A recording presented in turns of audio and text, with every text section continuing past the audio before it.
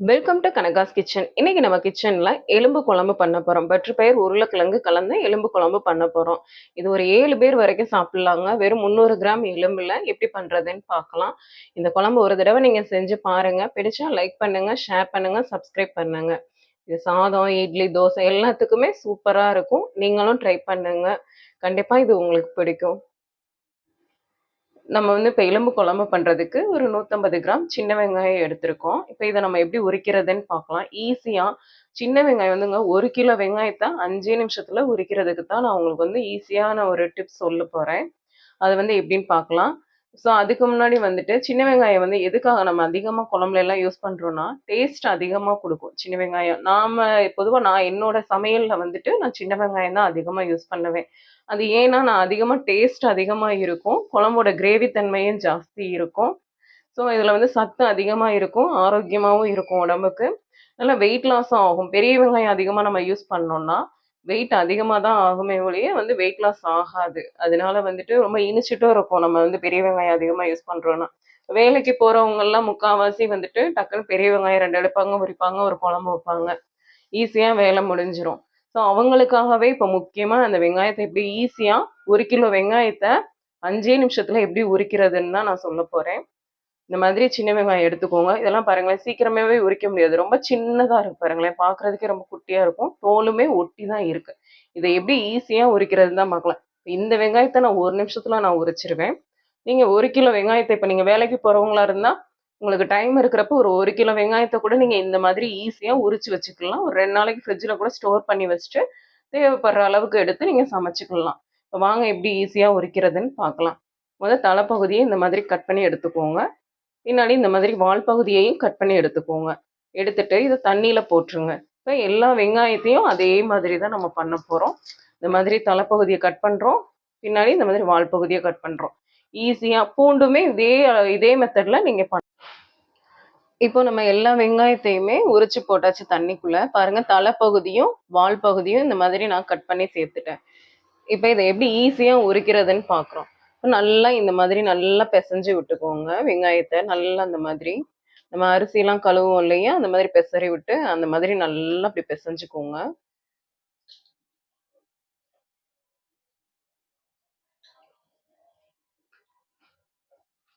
இப்படி பிசைறதுனால மேத்தோல் எல்லாமே தனியா வந்துடும். அந்த வெங்காயத்தோட ஸ்கின்ல ஒட்டியிருக்க தோல் மட்டும்தான் லேசா இருக்கும். அதை நம்ம ஈஸியா எடுத்துடலாம். இந்த மாதிரி நல்லா பாருங்க, நல்லா இந்த மாதிரி பிசைஞ்சு விட்டுருங்க. பிசையும் போதே பாருங்களேன், தோல்லாம் வெளியில வந்துடும்.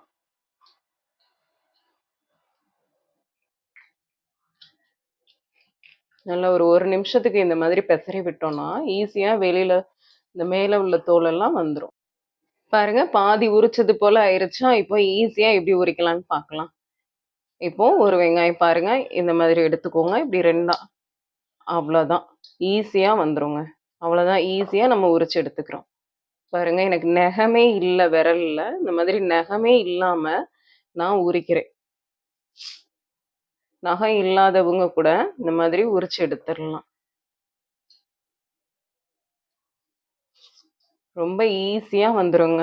ஈஸியா 5 நிமிஷத்துல நீங்க 1 கிலோ சின்ன வெங்காயத்தை உரிச்சு எடுத்துடலாம். ரொம்ப நாள்பட்ட வெங்காயமா இருந்தாலும் ஈஸியா இந்த மாதிரி நீங்க 5 நிமிஷத்துல உரிச்சு எடுத்துடலாம். அதனால நீங்க மேக்சிமம் வந்து சமையல்ல வந்து சின்ன வெங்காயமே அதிகமா யூஸ் பண்ணுங்க. எதிர்ப்பு சக்தி ஜாஸ்தி. பாருங்க, டக்குன்னு எடுக்கிறோம், இந்த மாதிரி உரிக்கிறோம். இப்போ எலும்பு குழம்புக்கு வேக போடுறதுக்கு எலும்பை நம்ம இப்போ வேக போட போறோம். எலும்பு குழம்புக்கு ஒரு 300 கிராம் நான் எலும்பு எடுத்திருக்கேன். இப்போ இதை நம்ம வேக போட போறோம். ஒரு மிக்ஸி ஜார்ல ஒரு 4 பல் பூண்டு சேர்த்துக்கோங்க, 4 பல் சின்ன வெங்காயம் சேர்த்துக்கோங்க, 1/2 ஸ்பூன் மிளகு சேர்த்துக்கோங்க, 1/2 ஸ்பூன் ஜீரகம், இந்த சைஸ் தக்காளியை பொடியா கட் பண்ணி சேர்த்துக்கோங்க. இதை எல்லாத்தையும் லைட்டா கொரகொரப்பா அரைச்சு எடுத்துக்கலாம். குக்கர் சூடானதும் ஒரு 2 ஸ்பூன் எண்ணெய் சேர்த்துக்கோங்க, நல்லெண்ணெய் சேர்த்துக்கோங்க.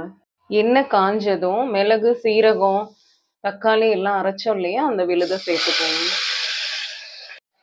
இந்த பச்சை வாசனை போற வரைக்கும் நல்லா வதக்கி விட்டுருங்க, ஒரு நிமிஷத்துக்கு. இதோட ஒரு 1/4 ஸ்பூன் மஞ்சத்தூள் சேர்த்துக்கோங்க. நல்லா இந்த மாதிரி வதக்கி விட்டுருங்க.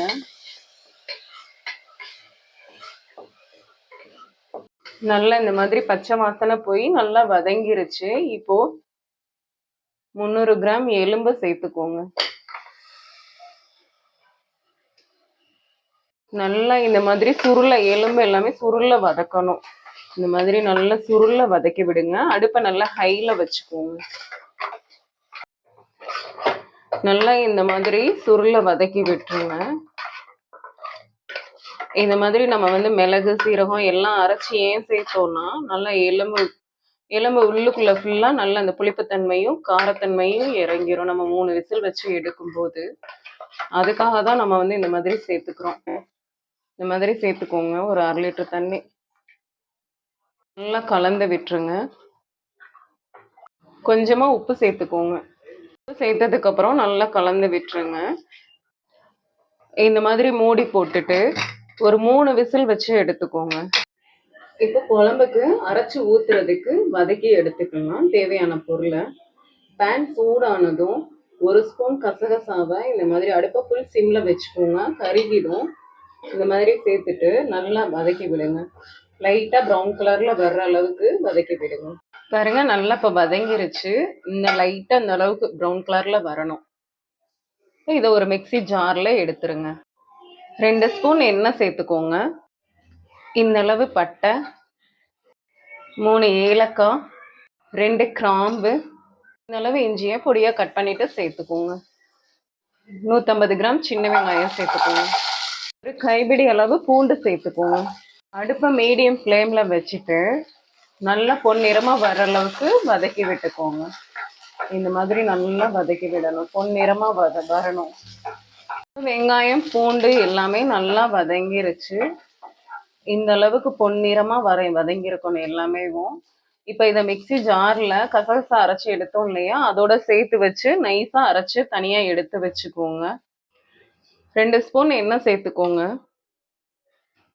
இப்போ தேங்காயை வதக்கி எடுத்துக்கிடலாம். 2 கைப்பிடி அளவு தேங்காயை இந்த மாதிரி பொடியா கட் பண்ணி சேர்த்துக்கோங்க.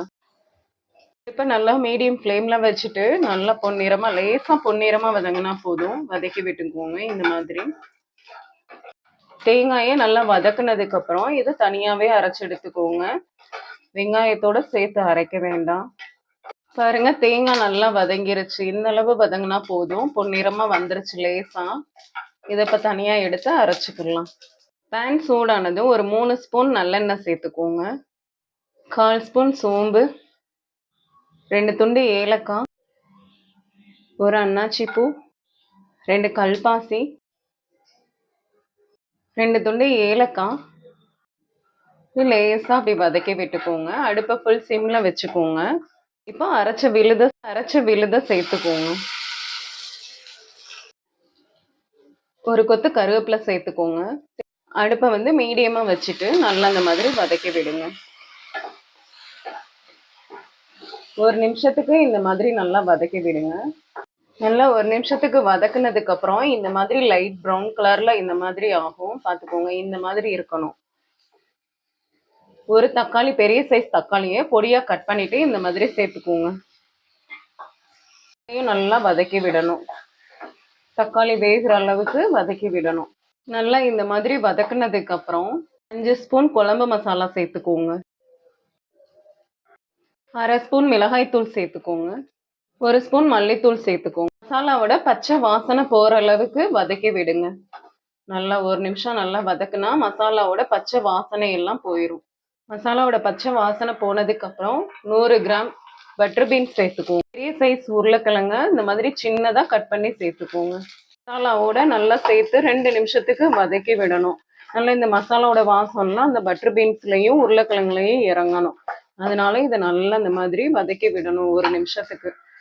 இப்போ இந்த அளவுக்கு நல்லா சுருள வதக்குனதுக்கு அப்புறம் இதை வந்து நம்ம குக்கர்ல எலும்பு வேக வச்சோம் இல்லையா, இதை எல்லாத்தையும் அதுல சேர்த்துக்கலாம். இந்த மாதிரி எல்லாத்தையும் அந்த எலும்போட சேர்த்துக்கோங்க.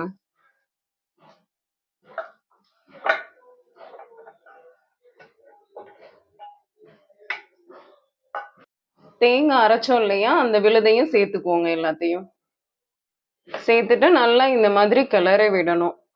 நல்லா ஒண்ணு போல இந்த மாதிரி கிளறி விட்டுட்டு தண்ணி கொஞ்சம் சேர்த்துக்கோங்க. நல்லா இந்த மாதிரி ஒண்ணு போல கலந்து விடுங்க. கலந்து விட்டதுக்கு அப்புறம் கொஞ்சம் திக்கா தான் இருக்கும். கொஞ்சம் தண்ணி சேர்த்துக்கோங்க. ஒரு 1/4 லிட்டர் அளவு தண்ணி சேர்த்துக்கோங்க. இல்லன்னா ரொம்ப திக்கா வந்துரும் குழம்பு. கொஞ்சம் தண்ணி சேர்த்துக்கோங்க.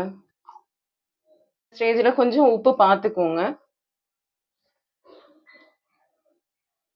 உப்பு கொஞ்சம் சேர்த்துக்கோங்க பத்தலைன்னா. கொஞ்சமா கொத்தமல்லி சேர்த்துக்கோங்க. சேர்த்துட்டு நல்லா இந்த மாதிரி கலந்து விடணும். இந்த மாதிரி கலந்து விட்டுட்டு 2 விசில் வச்சு அடுப்ப ஆஃப் பண்ணிக்கோங்க. மூடி வச்சுட்டு ஒரு 2 விசில் வச்சு எடுத்துக்கோங்க.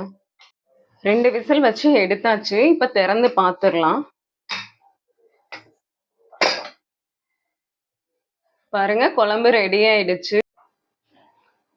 இப்போ எலும்பு குழம்பு நல்லா சூப்பரா ரெடி ஆயிடுச்சு பாருங்க.